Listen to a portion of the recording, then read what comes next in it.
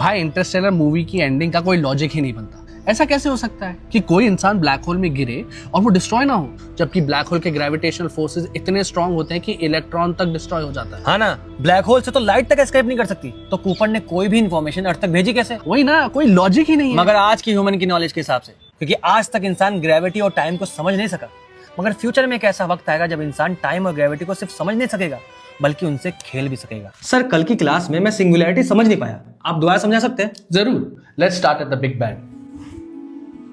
तो ये वो पॉइंट है जब सारे फोर्सेस एक साथ को एग्जिस्ट करते थे और टाइम शुरू हुआ जब सारे फोर्सेस अलग होने लगे, like a whole new dimension. अब कैफे में वापस चलें? यस।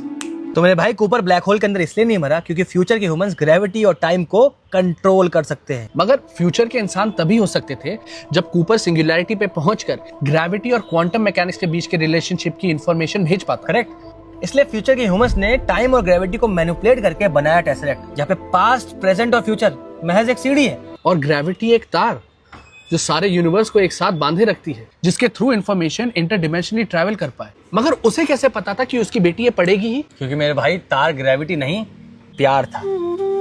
ग्रेविटी, स्पेस और टाइम मैनिपुलेट की जा सकती है, मगर प्यार और होप नहीं। फ्यूचर के ह्यूमंस ने ये टेसरेक्ट बनाया इस होप में कि प्यार वो मैसेज कन्वे कर जाएगा उस घड़ी के जरिए। मगर फ्यूचर के ह्यूमंस को खुद को बचाने के लिए अपने पास्ट को बचाना होता और वही आगे चलकर उनका फ्यूचर बनता। मगर भाई, ये तो एक पैराडॉक्स हो गया ना, जैसे कि पहले मुर्गी आई या अंडा। तो मेरे भाई, किसने कहा कि टाइम लूप में एग्जिस्ट नहीं कर सकता? Gravity can bend time to such extent कि पास्ट और फ्यूचर को एग्जिस्ट कर सके।